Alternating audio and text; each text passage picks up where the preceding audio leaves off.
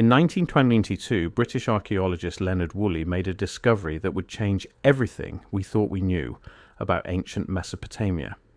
He found the royal tombs of Ur, and inside them was gold, lots of it. Gold headdresses, gold daggers, gold drinking cups. But when scientists finally tested that gold decades later, they found something impossible. The isotopic signature didn't match any known mine on Earth. Not from Anatolia, not from Egypt, not from Afghanistan. Nowhere. So where did 5,000-year-old gold come from if it didn't come from this planet? If you're into ancient mysteries that don't add up, hit subscribe. I cover stuff like this every week that mainstream archaeology refuses to explain. Now let's talk about what they found in those tombs.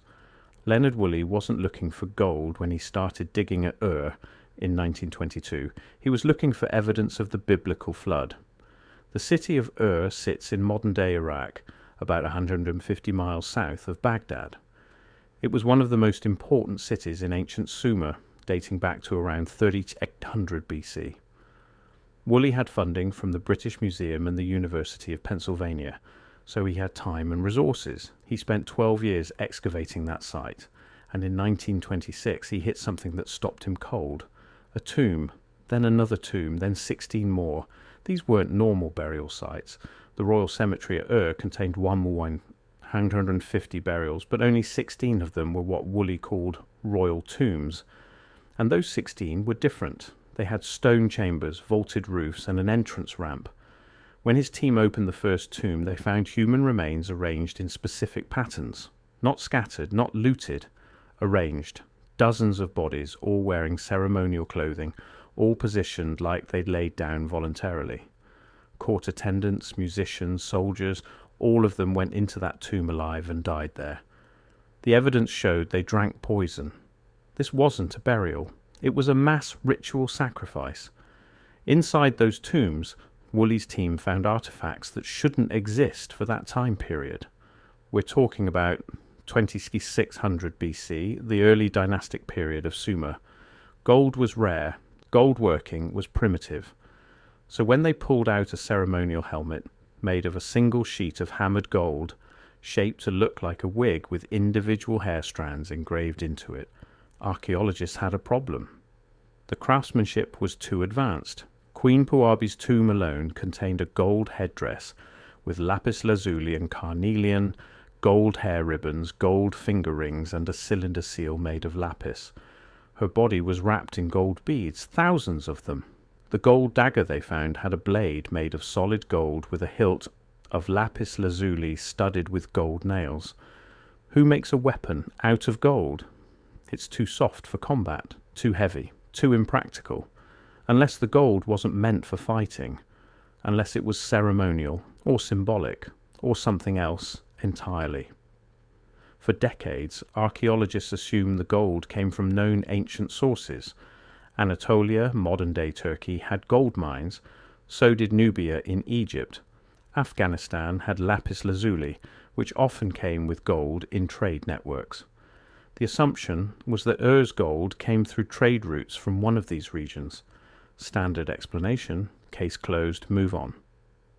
Then in the 1970s, scientists developed isotopic analysis techniques that could fingerprint metal sources.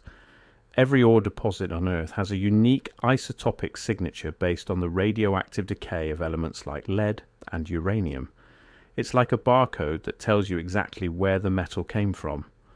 When researchers finally tested samples from Ur's royal tombs, the results didn't match. Not Anatolia, not Nubia, not Afghanistan, not any known ancient or modern mine in the region. The isotopic signature was unique. At first, scientists thought maybe they'd just missed a mine. Ancient mines get exhausted, flooded, buried. It's possible the source was simply lost to time. So they tested gold from other Mesopotamian sites. Kish, Nippur, Uruk, same isotopic signature. This wasn't a one-off. This was a consistent source that supplied multiple cities across hundreds of years, a source that somehow vanished without a trace. Modern geologists started looking for the missing mine. If ancient Sumerians had access to a major gold deposit, there should be evidence.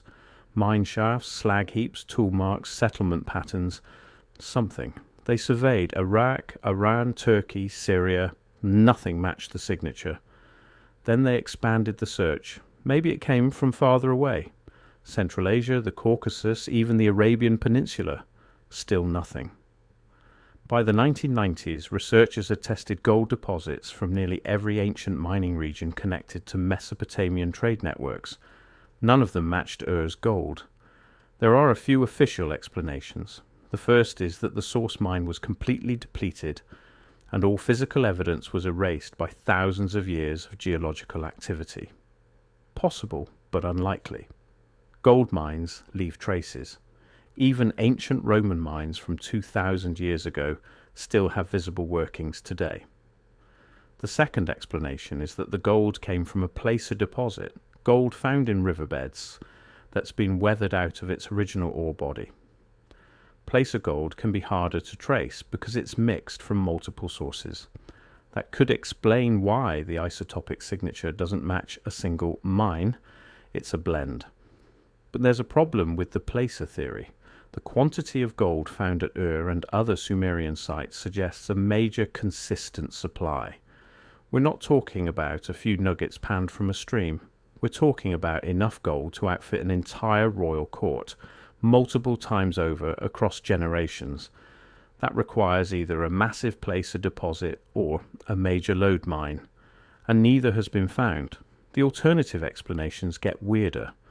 Some researchers have suggested the gold came from a meteorite. Certain types of iron meteorites contain gold, and the isotopic signature of extraterrestrial material would obviously not match Earth's geology. There's precedent for this. The ancient Egyptians used meteoric iron for ceremonial daggers, including one found in Tutankhamun's tomb. The Inuit used meteoric iron for tools and weapons for centuries. If the Sumerians had access to a large gold-bearing meteorite, that could explain the unique signature. The problem with the meteorite theory is quantity. Most meteorites don't contain much gold. Even gold-rich meteorites would need to be enormous to supply the amount found in Ur's tombs. And if such a massive meteorite had impacted anywhere near Mesopotamia in human history, we'd have records of it. Impact craters, geological disruption, oral traditions. The ancient Sumerians were meticulous record keepers. They wrote everything down on clay tablets. If a giant space rock had crashed nearby, they would have mentioned it. Then there's the Tartaria angle, and this is where things get controversial. Tartaria refers to a supposed advanced civilization that existed across Central Asia, Siberia, and parts of Eastern Europe. According to the theory, this civilization was far more technologically advanced than mainstream history acknowledges, and it was deliberately erased from the historical record. Proponents point to anomalous structures, unexplained artifacts, and gaps in the archaeological timeline. The royal tombs of Ur, with their inexplicable gold, fit the pattern.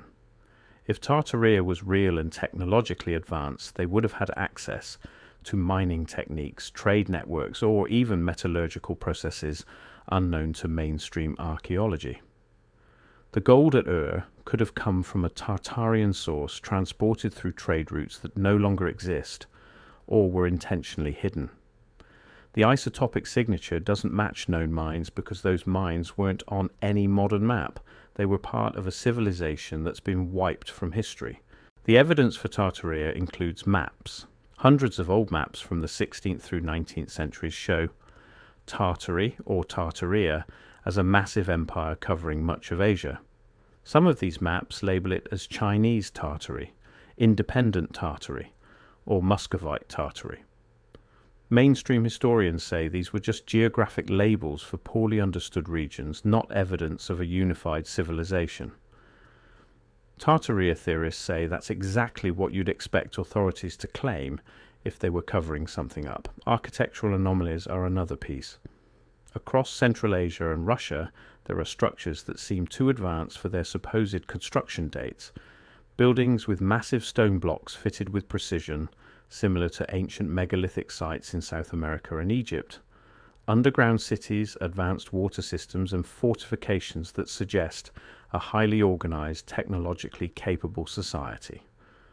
If this civilization had advanced mining capabilities, they could have extracted gold from deposits that modern geologists haven't located, or that are no longer accessible. There's also the issue of historical records. The Sumerians themselves talked about their gods coming from the sky and giving them knowledge. The Anunnaki, according to Sumerian mythology, were deities who came from the heavens and taught humans writing, agriculture, astronomy, and metallurgy. Some interpret these myths literally, suggesting the Anunnaki were extraterrestrial visitors, or survivors of an advanced lost civilization who helped the Sumerians develop. If the Anunnaki existed and provided the Sumerians with gold, that would explain why the source can't be traced. It didn't come from Earth's crust, it came from somewhere else. Mainstream archaeologists reject these theories entirely. The consensus is that Ur's gold came from an as-yet unidentified terrestrial source, probably a now-exhausted mine or a placer deposit that's been geologically altered beyond recognition. They point out that ancient trade networks were far more extensive than we often assume. Gold could have travelled thousands of miles through intermediaries, changing hands multiple times before reaching Ur. The original source could have been in a region that hasn't been thoroughly surveyed yet. Central Asia, for example, still has vast areas that haven't been fully explored for ancient mining activity. There's also the argument that isotopic analysis isn't perfect. Different parts of the same ore body can produce slightly different signatures depending on the specific minerals present and the geological processes involved. It's possible that Ur's gold came from a mine we've already tested, but from a part of that deposit that had a unique isotopic profile. Without excavating the ancient mine works directly and testing the exact veins the Sumerians extracted from, we can't be 100% certain of a mismatch. And yet, the mystery remains. 5,000 years ago, the people of Ur had access to a gold source that we cannot identify.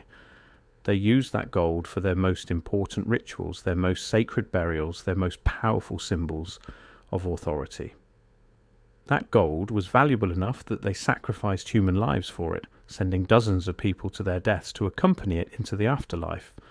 Whatever the source was, it mattered. It wasn't just metal, it was something more. The royal tombs of Ur also tell us something else. The people who were buried there, especially Queen Puabi, were treated with a level of reverence that suggests they weren't ordinary rulers. The ritual nature of the burials, the specific positioning of the bodies, the presence of musical instruments and ceremonial items, all point to a belief system that we don't fully understand. These weren't just funerals, they were transformations. The tomb was a gateway, and the gold was the key. If the gold came from an unknown terrestrial source, then somewhere out there is a mine that once supplied one of the ancient world's most powerful civilizations, a mine that's been lost for 5 millennia. If it came from a meteorite, then the Sumerians had access to extraterrestrial material and knew how to work it into ceremonial objects of extraordinary beauty. If it came from Tartaria, then we're missing a massive piece of human history.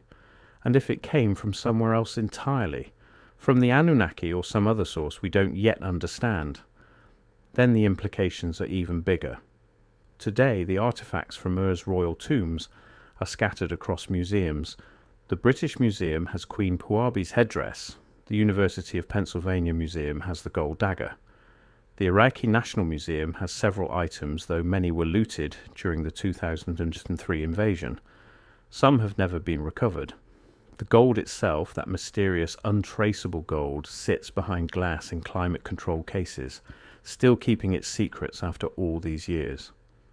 Modern archaeologists continue to search for answers. New isotopic techniques are being developed that might provide more precise fingerprinting. Satellite surveys are mapping previously unexplored regions where ancient mines might be hidden. Someone, somewhere, might find the source. Or they might not. Because maybe the reason we can't find it is because we're looking in the wrong place, or the wrong time, or the wrong reality.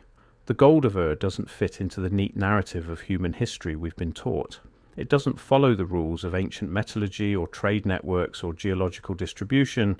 It's an anomaly. And anomalies are dangerous. They break models, they force questions, They suggest that maybe, just maybe, we don't know as much about the ancient world as we think we do.